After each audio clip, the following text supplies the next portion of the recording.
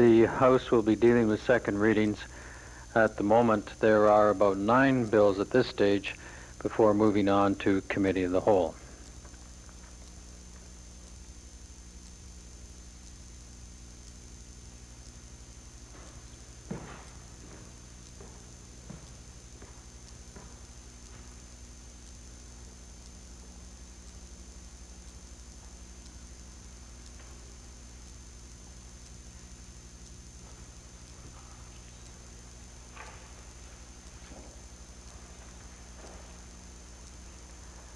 Let us pray.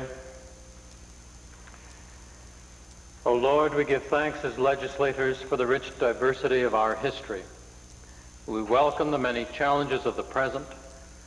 We dedicate ourselves to both the present and the future as we join in the service of Alberta and Canada.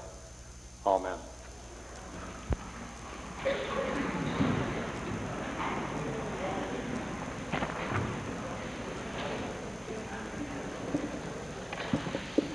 Introduction of visitors. Presenting petitions. Reading and receiving petitions. Presenting reports by standing and special committees. Notices of motion. Introduction of bills.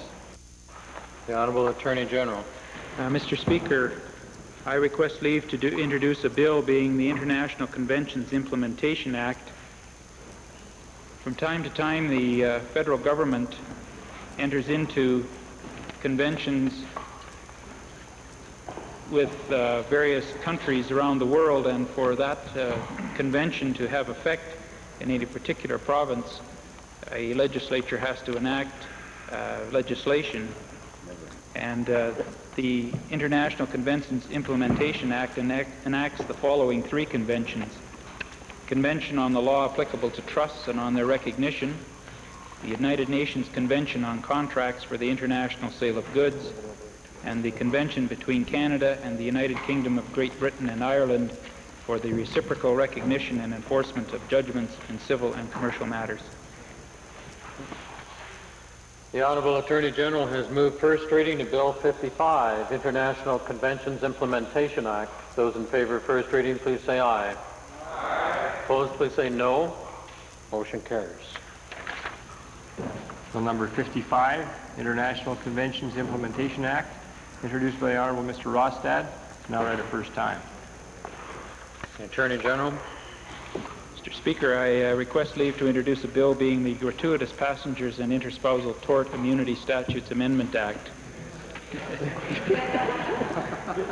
This act implements the recommendations contained in 2 reports of the Alberta Law Reform Institute.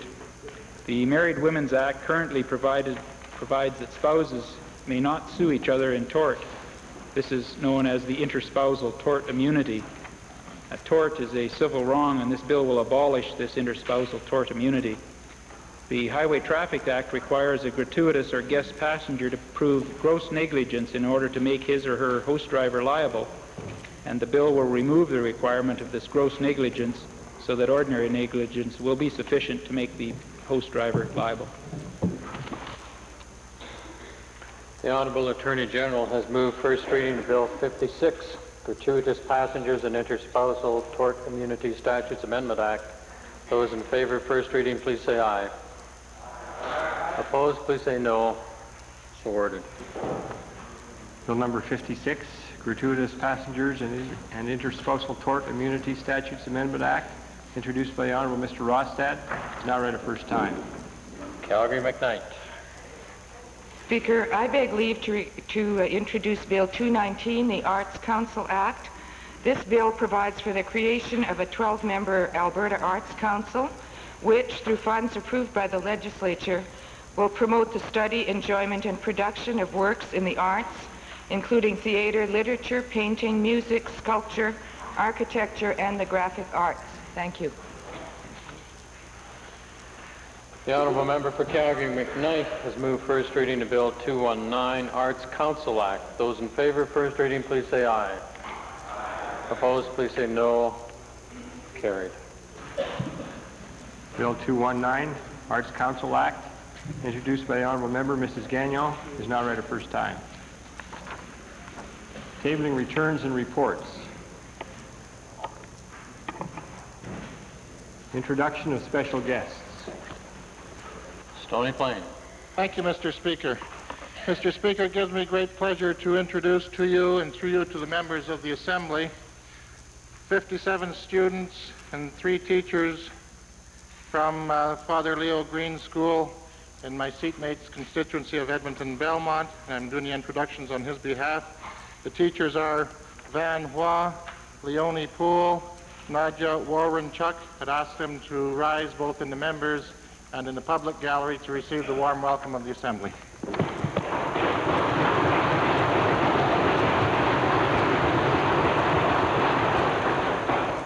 Edmonton Calder.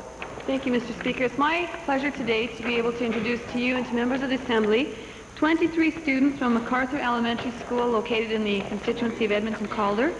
They are accompanied by their teacher, Mr. Badger, and parent, Mrs. Bennett. They are seated in the public gallery, and I would ask that they rise and receive the warm welcome of the Assembly.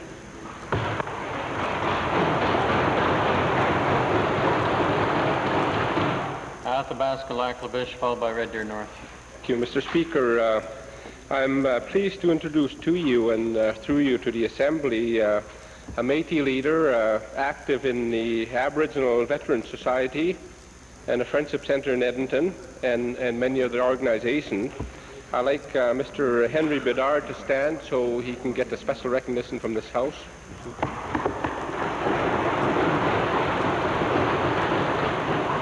Red Deer North.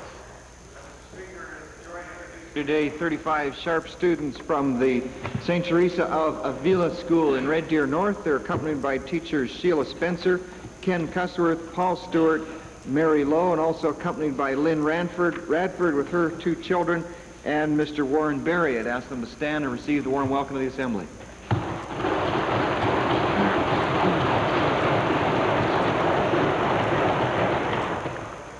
The Solicitor General.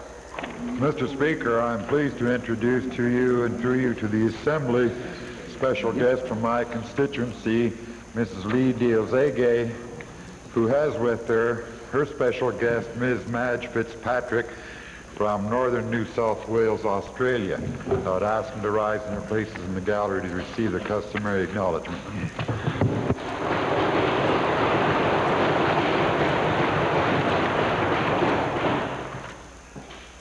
Ministerial statements. Oral question period. Edmonton Highlands. Mr. Speaker, a study of the American telephone system will indicate that the big bucks are to be made in long-distance rates. That's where the competition has been the fiercest. And in fact, what's happened over the years is those private companies have been jacking up local rates to subsidize the long-distance rates so that they can capture more and more of the market. But I was surprised to learn, Mr. Speaker, that the average U.S. flat monthly rate, that's just basic subscription service, is $19 Canadian compared to the flat rate in AGT, which comes to $7.09 on average in the province. Now, currently, Mr. Speaker, and in the past, as a public company, AGT's policies and mandate could be to serve the people first, not to make money first. The American system, of course, has caused nothing but grief for the elderly, for small businesses, and residential consumers in general. I'd like to ask the Minister of Technology, Research, and Telecommunication why it is that he's so ideologically bound to consign Alberta consumers for basic phone service to the same fate that their American counterparts have faced. Mr. Speaker, we have no intention, nor does the federal government, who has jurisdiction, to adopt a system of regulation the same as the U.S. system. Well, Mr. Speaker, I noticed that in response to another question a few days ago, the minister said everything is going to be fair and equitable. Don't worry, we've got some agreements. What they've got is either nothing at all or something that is currently being hidden behind closed doors. Will the minister tell us just what protective measures he knows that the feds or his government are prepared to implement to make sure that the new company, the privatized by 20 individuals company, won't jack up local rates to subsidize long-distance rates for their big business buddies? Well, Mr. Speaker, The CRTC, the federal regulator, has been in that capacity as a federal regulator for many, many years. It has a history of sound regulation, taking into account the subscribers. It operates on the same sort of basis as the Public Utilities Board. If you look at the history and the regulation that has existed for 70% of all Canadians who are subject to that regulatory process, there has not been excessive rates, there's not been gouging, there have not been spikes. It has been regulated in the public interest, as will in the future. Mr. Speaker, my recollection is that biggies like Beltel have been told to give money back to the consumers, which goes to show that the CRTC and the feds haven't always been looking after the interests of basic subscribers. So I'd like to ask the minister again, is he prepared to tell the people of Alberta just what sort of a deal it is that he got from the feds that will assure the protection of basic consumer services so that the new company, if it occurs, is not able to gouge individuals to subsidize the big corporations' long-distance bills? Well, Mr. Speaker, some of the statements from the honourable member are misleading, to say the least. The situation is that when there is a rate of return established, and if there are excess earnings over that rate of return, whether it be CRTC or the old PUB, those excess rates have been gone back for the benefit of subscribers. That happened with AGT in the past under PUB. It's happened with Bell Telephone, as the honourable member indicates, through CRTC. The system of regulation is much the same, and Albertans will receive a fair and reasonable public process for regulation in the future. As far as the latter part of the honourable member's question, if you just be patient, Mr. Speaker, we have indeed had a great opportunity to meet with the Commissioner, the Deputy Commissioner, other officials of CRTC. We have met with the Minister on many occasions relative to this. We have received written assurances from the Minister relative to the fact that all of the existing rates, services, ILS, EFRC, all of those things will become part and parcel of the new regulatory process. All of the rates, as I say, will be subject to the CRTC in a public process from this point on. Second main question, Edmonton Highlands. Designate that question to the member for Edmonton Centre. Thank you, Mr. Speaker. Speaker, there have been many Albertans involved in the hospitals throughout Alberta who have been trying to redevelop some trust in this government after their experiences with the previous Minister of Health. However, hospital people throughout the province are increasingly telling me that they're losing trust again with this new minister, particularly on the issue of the lack of funds to cover salary costs and the increasing costs of keeping beds open. And so beds are closing at the Royal Alexander Hospital. We just heard yesterday 65 more beds at the Campbell Hospital here in Edmonton, and at other urban and rural hospitals.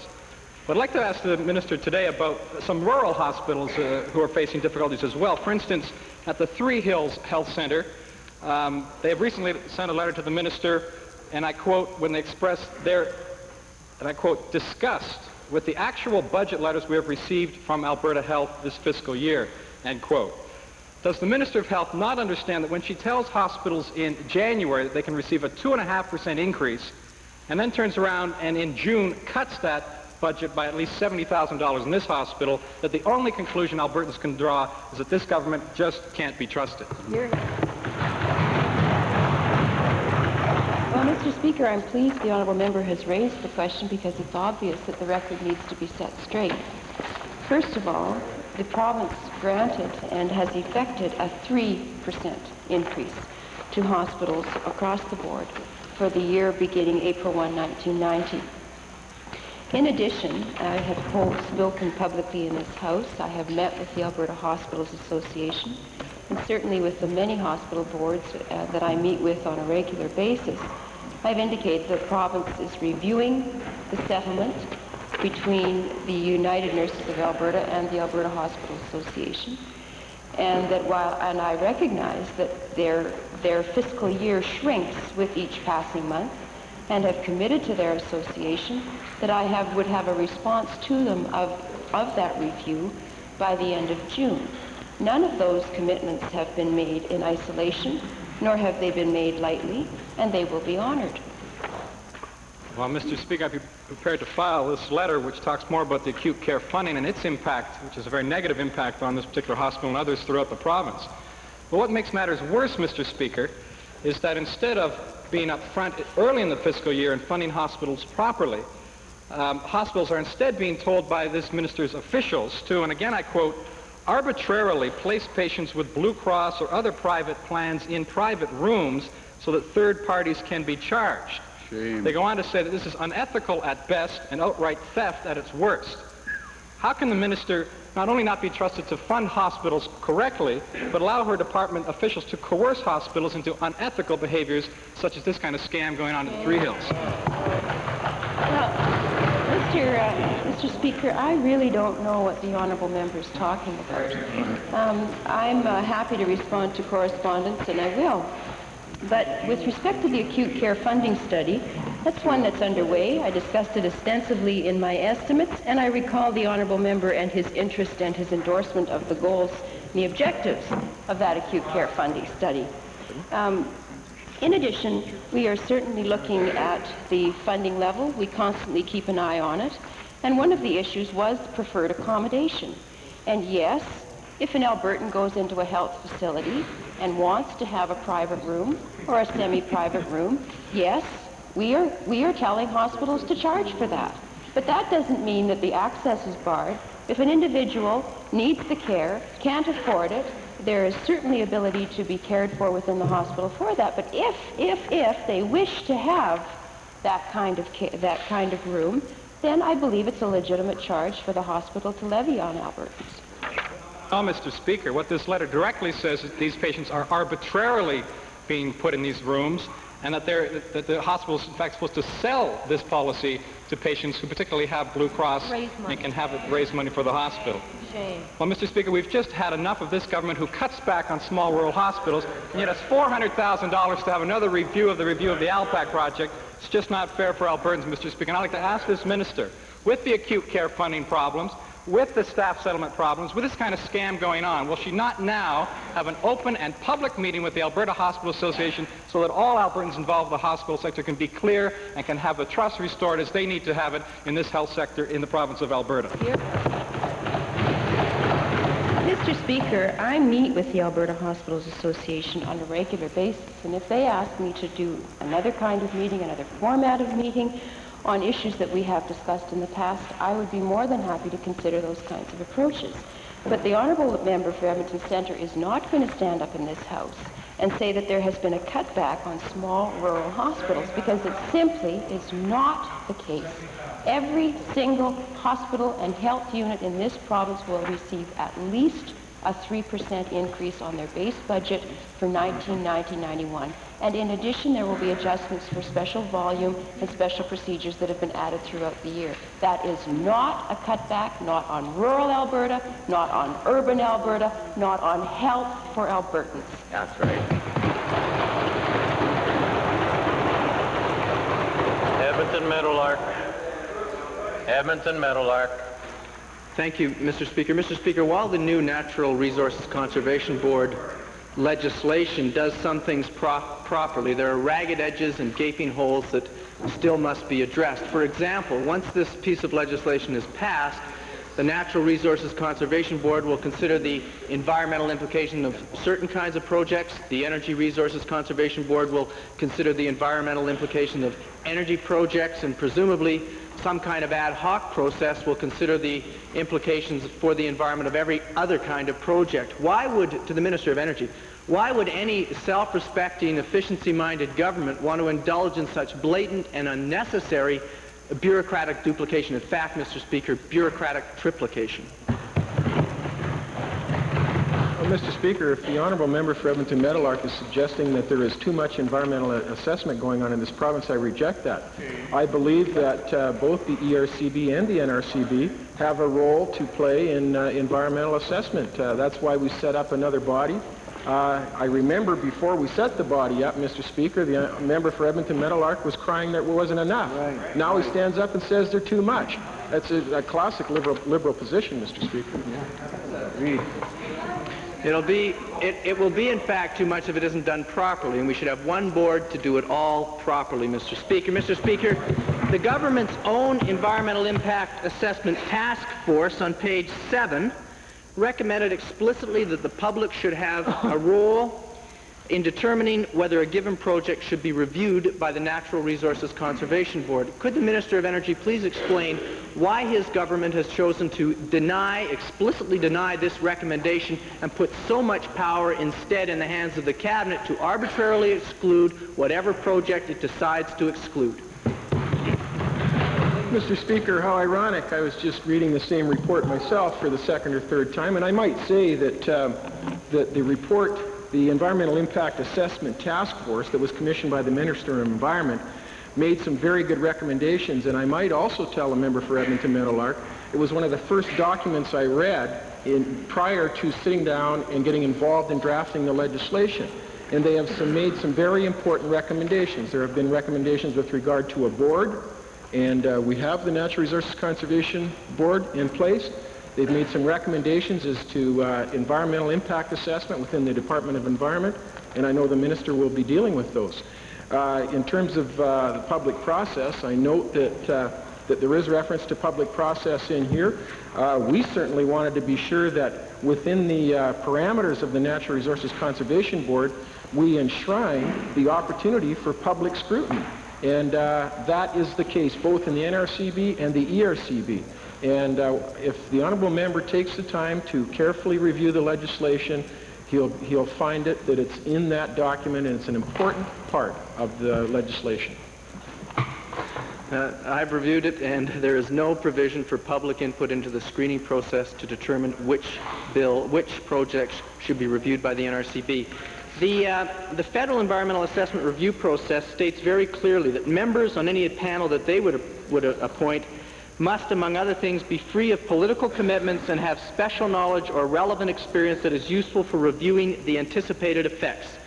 Since the objectivity and the expertise of board members in this case are so important to the effectiveness of this board, will the Minister of Energy commit to specifying as criteria in the selection of board members that they must be objective and that they must have a certain expertise specific to this role? Mr. Speaker, I can assure the Honourable one thing. The individuals that sit on this board will have a great deal of common sense. Member for Calgary-Milliken. Thank you, Mr. Speaker. Mr. Speaker, with the passage of Bill 37, I guess we're taking AGT out from under the yoke of our bureaucracy here in the old provincial government. We're going to let it be a free enterprise corporation to go out and spread its wings and go out in the real world and compete. Now, whereas most of AGT's telephones and most of the long-distance calls are made in the city of Calgary, where the revenue's made, and in Edmonton they've got their own telephone system called ET, named after that movie or whatever, but they get most of the long-distance revenue, it seems.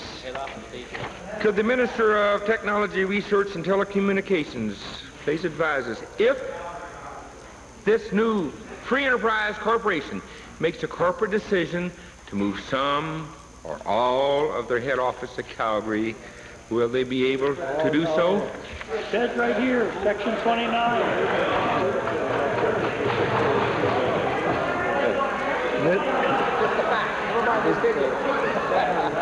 Well, Mr. Speaker, it's interesting to see the activity between Edmonton and Calgary as it relates to Alberta government telephones.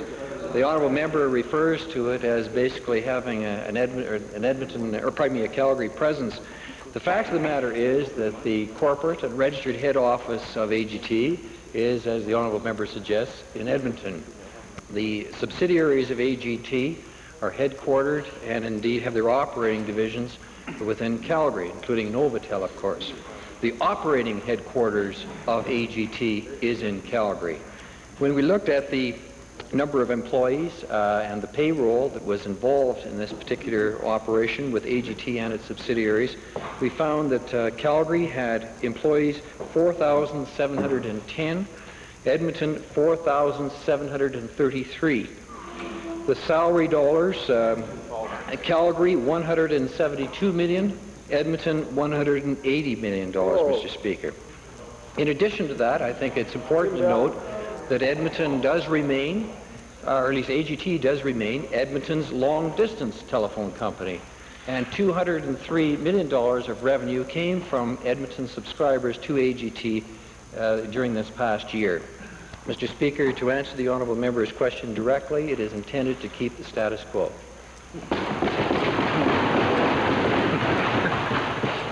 Supplementary question.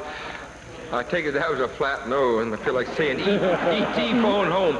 But would you consider one last try at this? Would you consider possibly a good compromise and move most of it down to Red Deer? Because I know the members of Red Deer have wanted for years.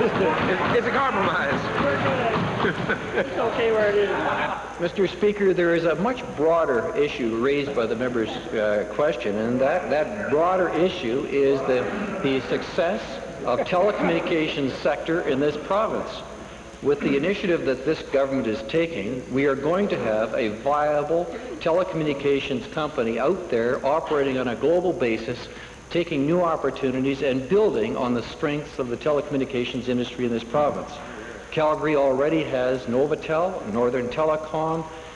They have a second plant is Northern Telecom as well. There's the Alberta Telecommunications Research Centre here in Edmonton.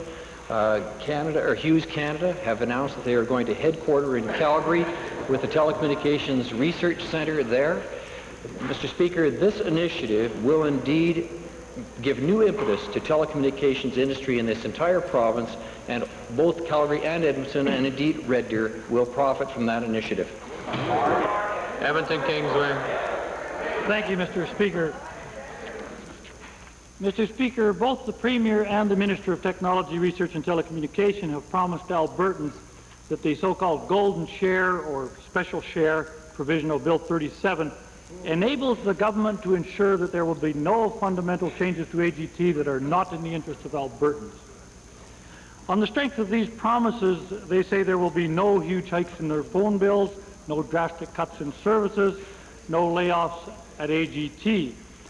I wonder if the Minister could tell me where you'll find those provisions in Section 5.1 of page 5 that mention any of those things.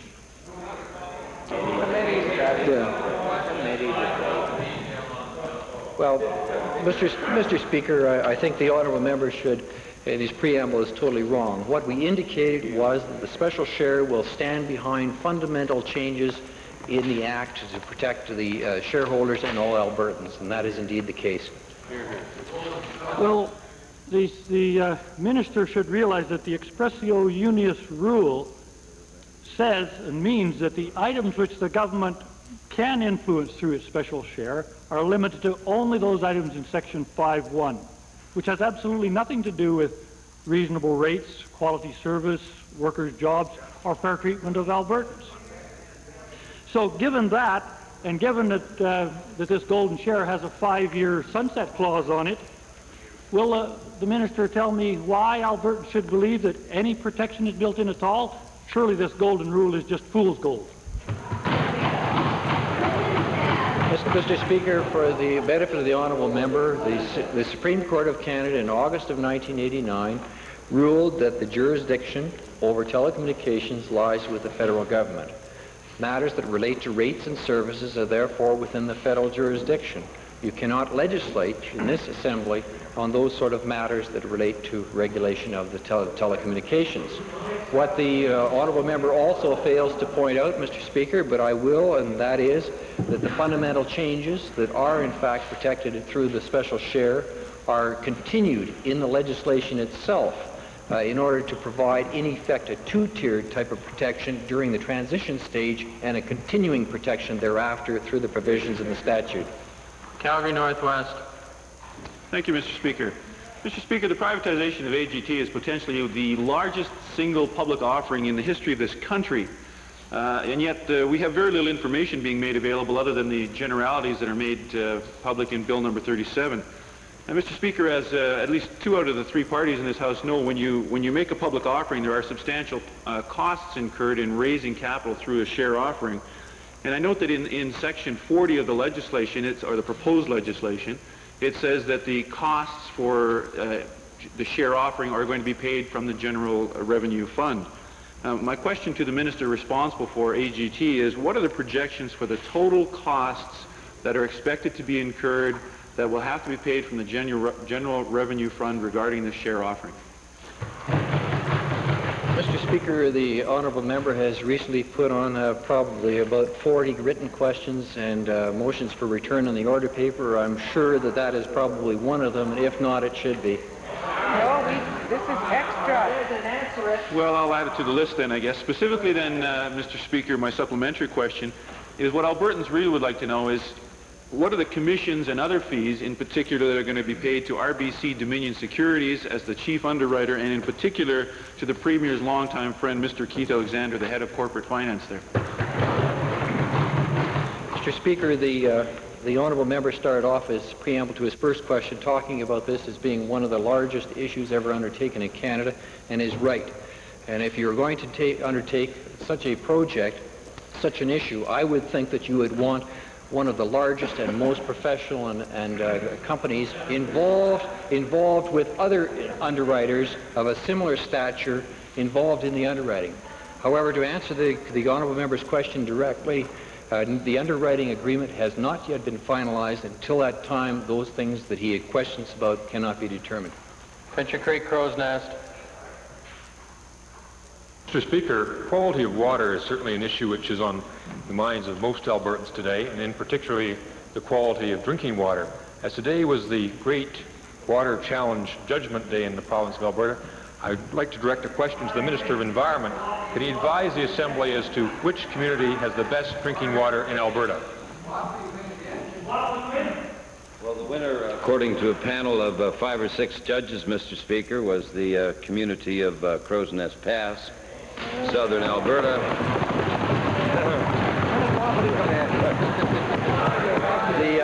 The second place winner was Okotoks, and the third place winner was the city of Edmonton upstream from the sewage treatment plant. Thank you.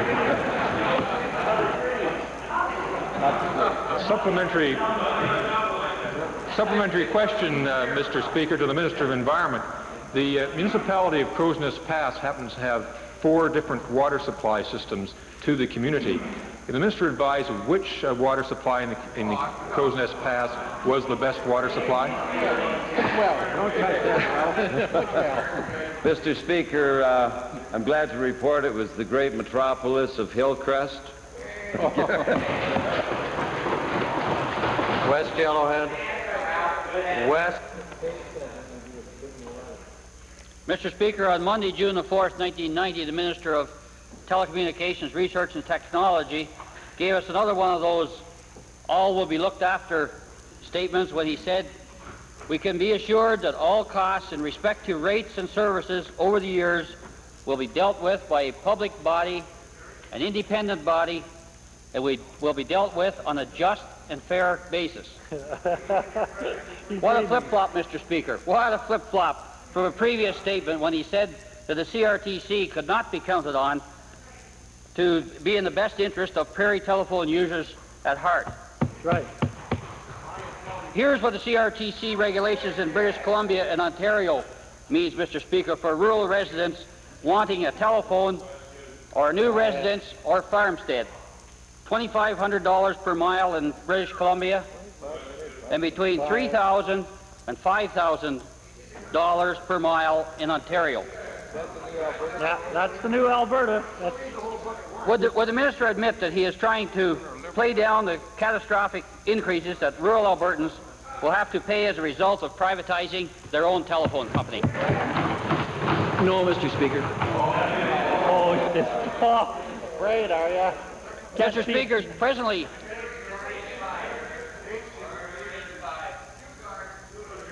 Mr. Speaker, all Albertans pay a basic service rate, regardless of where they live.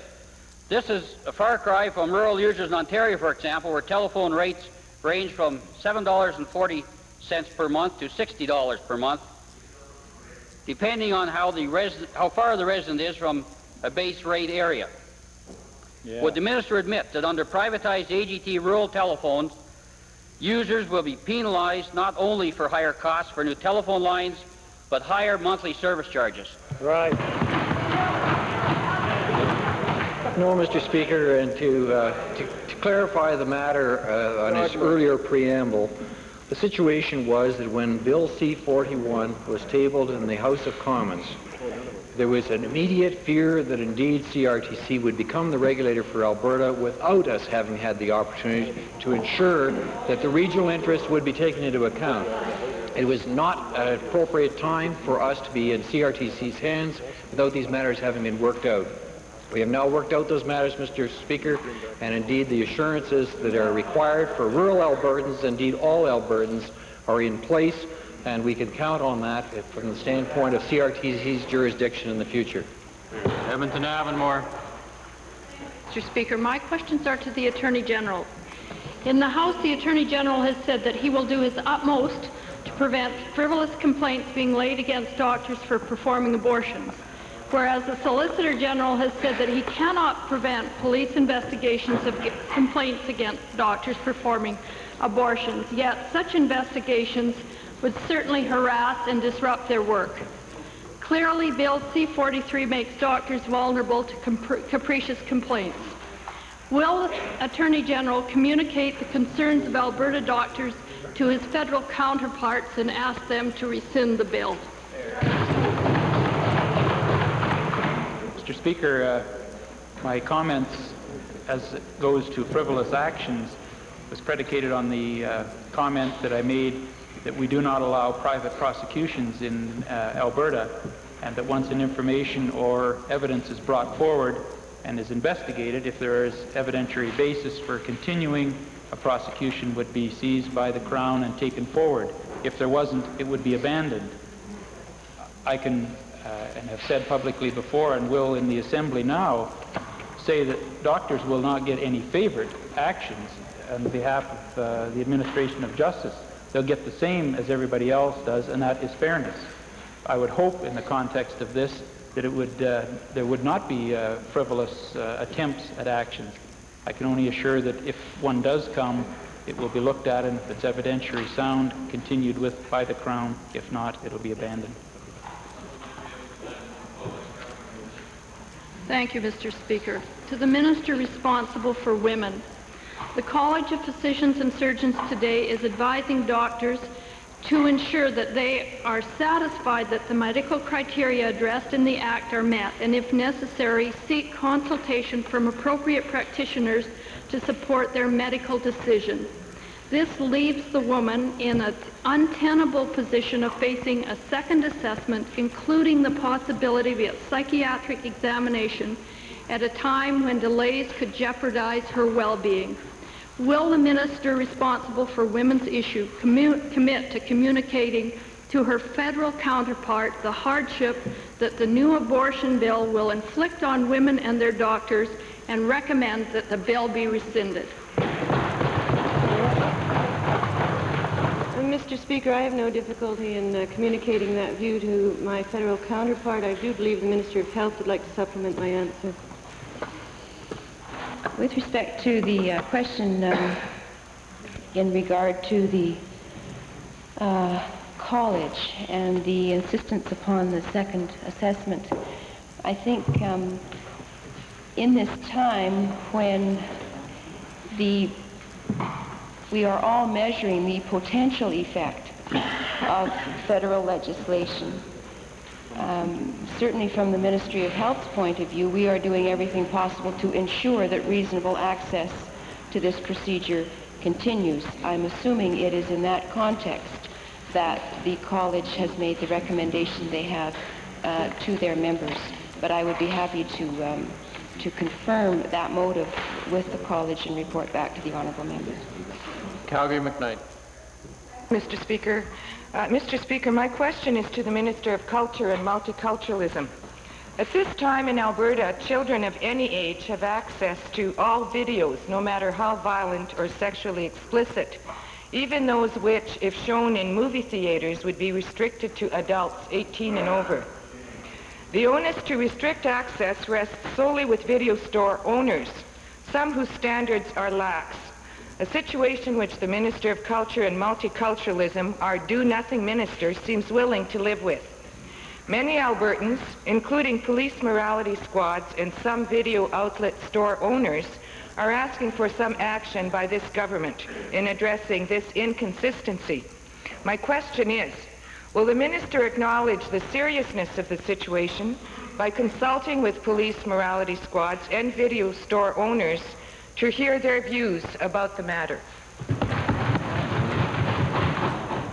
Mr. Speaker, the Alberta Film Classification Board has responsibility for viewing and classifying motion pictures available for public display, and they do that.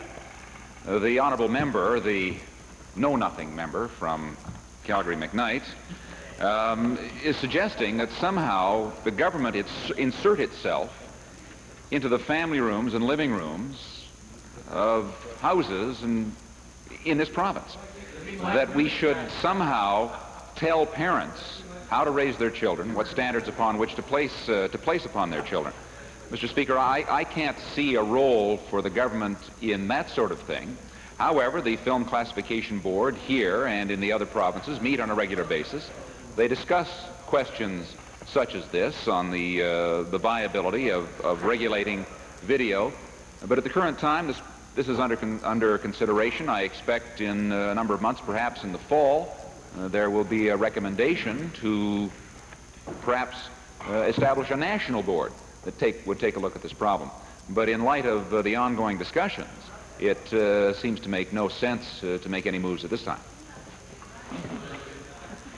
Well, Mr. Speaker, I'm not asking him to insert himself into living rooms. I'm asking him to start to monitor what's going on in video stores. And for the record, I would ask the minister to commit to tabling in this legislature some legislation which would protect our children and ease the minds of parents, many of whom have contacted me in this regard. Well, Mr. Speaker, I guess that's whenever the Liberal opposition faces a problem, their answer is to pass legislation of some description, as opposed to trusting parents, trusting video store operators to do the right thing. Recently, there was a study conducted in Calgary of some 76 video stores. In all but 4 of those, there was a separate location for adult videos. All store owners contacted had a policy on renting explicit material only to adults. If there are those operators who are unscrupulous, there are remedies in the various municipalities involved. Many municipalities across the country have passed municipal bylaws restricting the sale and rental and access to this type of material. But, Mr. Speaker, 90% of the videos that are available for rent right now are classified on the box. There's information on 90% of them on the content of the material. To add another sticker to that box, I can't imagine what difference that's going to make.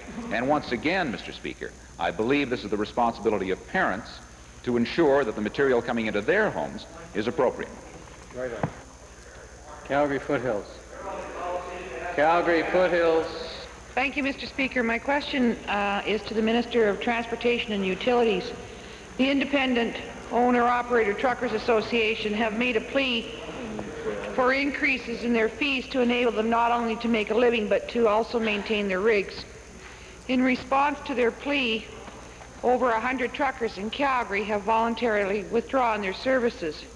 My question is, does the minister intend to assist Alberta truckers in obtaining the minimum hauling rates they require in order for them to stay in business?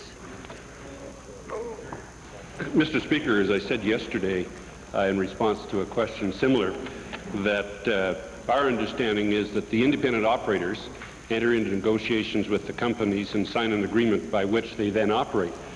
I have not to date had any request from any of the truckers to either try and get the parties together, and if I did get that request, I would take a look at what we may be able to do to assist in getting the operators, if they are having difficulty, sitting down with the owners to talk about rates. But basically, to this point in time, it's been a decision of the independent operator and the company and a position of the two of them to sit down and do it on their own. As a supplementary, Mr. Speaker, does the minister realize that the trucking industry is not like other business ventures? in that when truckers are forced to cut costs, they do so by working longer hours, letting their tires wear out, and going longer between vehicle servicing. These measures serve to make the driver and the equipment a safety hazard on the highways. What steps will the minister take to ensure that the highway safety is in fact maintained? Well, Mr. Speaker, some time ago, long before I became the Minister of Transportation and Utilities, the industry and the department at that time, then Transportation, worked out a deal where we, the province of Alberta, are the least regulated of any province in Canada.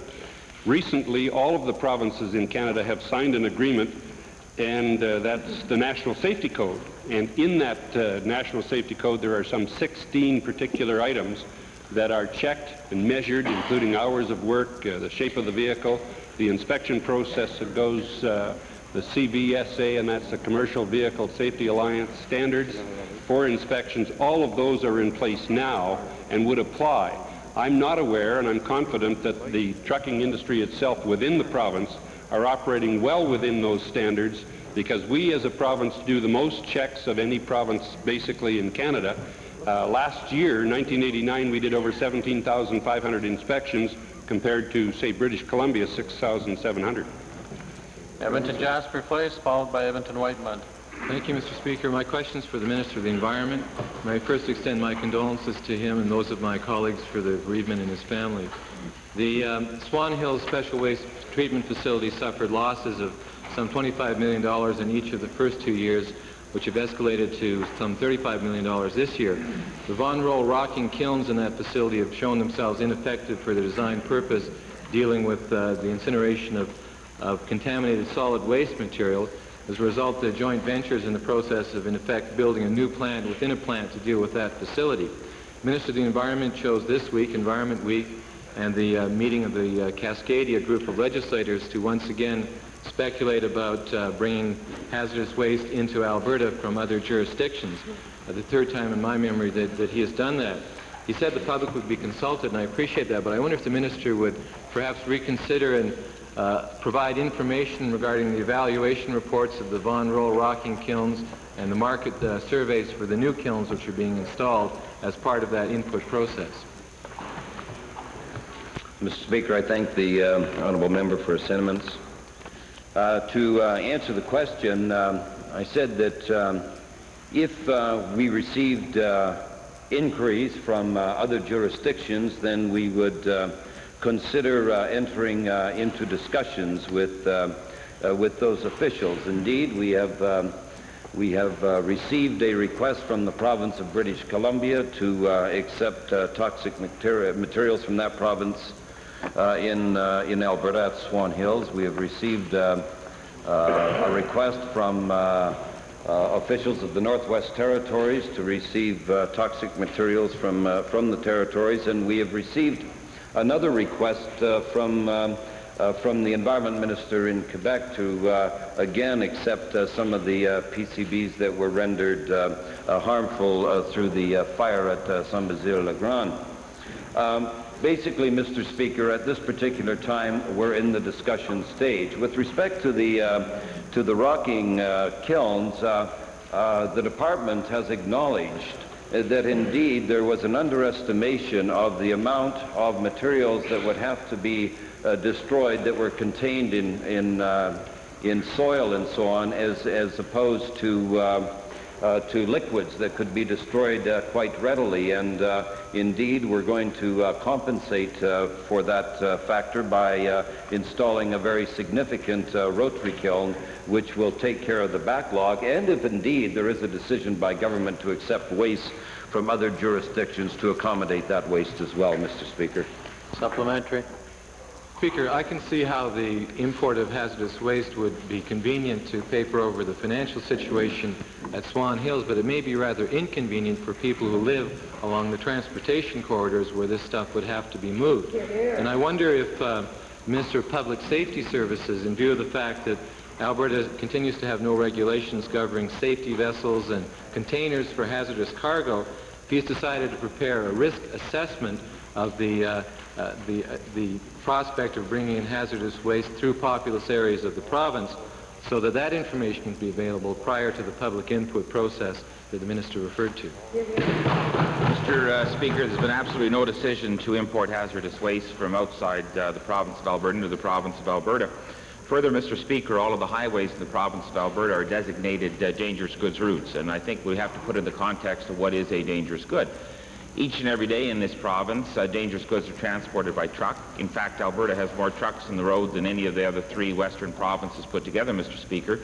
Dangerous or hazardous goods include such things as fuel, fertilizer, and that sort of thing. And there is, of course, a massive training program that we've had underway in our province for a great number of years through Alberta Public Safety Services, and annually we train some 4,000 people, firemen, local authorities, on how to handle dangerous goods, Mr. Speaker. In addition to that, we've undertaken very, very major initiatives with the trucking industry, not only in this province, but across the country of Canada, to ensure that they're knowledgeable with respect to this matter. Furthermore, Mr. Speaker, that if anyone would take a look at a road grid of the province of Alberta, they would see some 10,000 miles of secondary roads, an equivalent number of primary highways. They'll see all the roads leading to Swan Hills, and they'll also indicate and know that there are numerous routes that can be followed by truckers who are involved in this. Furthermore, Mr. Speaker, on any daily given basis, there are probably only movements in the neighborhood of 2 to 4 that would be moving throughout this province of Alberta in very clearly marked vehicles owned and operated by the Alberta Special Waste Management Corporation, with very specialized training for all of the drivers associated with the handling of this material, Mr. Speaker. And my experience is, Mr. Speaker, that since the opening of the Special Waste Management Corporation plant, September of 1988, that I'm unaware of any problems that have been involved or been identified to anyone with respect to the transportation of these goods, Mr. Speaker. Edmonton Whiteman. Thank you, Mr. Speaker. Mr. Speaker, we hear a great deal about this so-called partnership between the municipalities and this government. Let me point out, Mr. Speaker, it's some partnership. Last year, we saw a last-minute reduction in CRC funds. We saw a reduction in the Education Foundation requisitions. Now, we learned of a 6% last-minute decrease to municipalities for grants in lieu of taxes. To my favorite minister, the Minister of Public Works, Supply and Services, who sent letters to the municipalities addressing them of this drastic deed. Mr. Speaker, to the minister responsible, why would the minister have so little regard for the municipalities that he would dump this news on them at the last minute and with no prior consultation so they could consider it in their budgeting process? Mr. Speaker, I take it that the honourable member from Edmonton Whitemud is referring to a discretionary grant known as a grant in lieu of taxes. Mr. Speaker, in the budget for the fiscal year 1990-91, that total application of grants, which are discretionary, which are not required by law, by the way, in the province of Alberta, that total granting figure has been reduced from $41 million through to $37 million. Now, Mr. Speaker, that grant was identified in the throne speech of March of this year. Furthermore, Mr. Speaker, about a month after that, after it was identified in the speech from the throne, I conveyed a letter to all municipalities in the province of Alberta indicating that this discretionary grant would be reduced by approximately 6%. And furthermore, Mr. Speaker, about a month after that first letter, in April, I conveyed another letter to all municipalities in the province of Alberta indicating that they would receive approximately 94% of the total grant level in this fiscal year that they received in the last fiscal year. So there have been at least 3 communications, Mr. Speaker, with respect to this grant. It should also be pointed out, Mr. Speaker, that this is not a grant that applies to all municipalities in the province of Alberta. It only applies to those municipalities that have the good fortune of having provincial government buildings, Mr. Speaker. So you'll have one municipality that has a large infrastructure of provincial government buildings getting a grant, another neighboring community just a few miles away that would not get it. And in fact, in the city of Edmonton, Mr. Speaker, it may be of interest to all the citizens of Alberta to know that the province gives to the city of Edmonton $2,318,000 last year for the privilege of having this building we're in right now, located in the city of Edmonton by way of a grant in lieu of taxes, Mr. Speaker. Good price. Mr. Speaker, such a generous minister, it beholds me. Mr. Speaker, to the Minister, he is aware of a letter with recommendations calling for actions by the Alberta Urban Municipalities Association. Can I ask the Minister, is he prepared to add to an existing feeling that this so-called partnership theme between the municipalities and the provincial government is being thrown to the wolves by the provincial government? Mr. Speaker, in terms of partnership, I think we have to talk about all of the benefits that are provided to the various municipalities in the province of Alberta. And just let me give you an example, Mr. Speaker. Let's use Edmonton. By way of the grant in lieu of taxes program, the total budget for it is approximately $37 million. 42% of that grant, of that total grant, comes to the one municipality, the city of Edmonton, Mr. Speaker, some $15.5 million. In addition to that, Mr. Speaker, by way of the partnership, my colleague, the Minister of Transportation Utilities, will award to the City of Edmonton this year under the Alberta Cities Transportation Partnership Program at least $48.5 million in 1990. My colleague, the Minister of Municipal Affairs, just recently awarded to the City of Edmonton through the Alberta Partnership Transfer Program $34.3 million in fiscal 1990. In addition to that, Mr. Speaker, under another partnership program, the AMPLE program, the Alberta Municipal Program for Local Employment, the City of Edmonton will get $15 million. In addition to that, Mr. Speaker, by way of a partnership program, to the Community Facility Enhancement Program, we provided $8.7 million to date. Now, Mr. Speaker, if any individual would total all those dollars up, they would say this government is more than generous, Mr. Speaker. Is supplementary information or point of order? I would like to supplement the answer by the Minister of Public Works, Supplies and Services to the honourable member. He had mentioned CRC, a $240 million commitment to our municipalities. They were notified of this grant, and he made reference to the fact that perhaps they weren't notified soon enough, but they were notified of this grant this year. They're in process now. I haven't had one complaint. Some $21 million flowing through in CRC grants to the municipalities this year.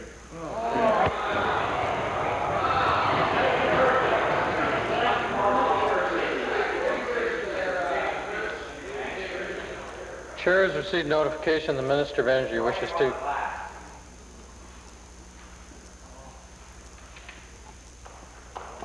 Minister of Energy wishes to clarify a statement made yesterday. Mr. Speaker, I always hate following the Minister of Public Works. It's a tough one to do so. Mr. Speaker, the last couple of days on the 4th and 5th of June, I have had an exchange with the member for West Loch Sturgeon with regard to irrigation farmers' power rates. For the record, Mr. Speaker, I indicated that there was going to be a public meeting in Calgary, and in fact, that meeting has been moved to Lethbridge Community College, no doubt due to the pressure from the provincial treasurer, and it will be June 11th at 9:30 in Cooley Hall of Lethbridge Community College, Mr. Speaker, and that's where there will be a public meeting with irrigation farmers to discuss power rates with the Public Utilities Board. Orders of the day. Might we revert briefly to the introduction of special guests?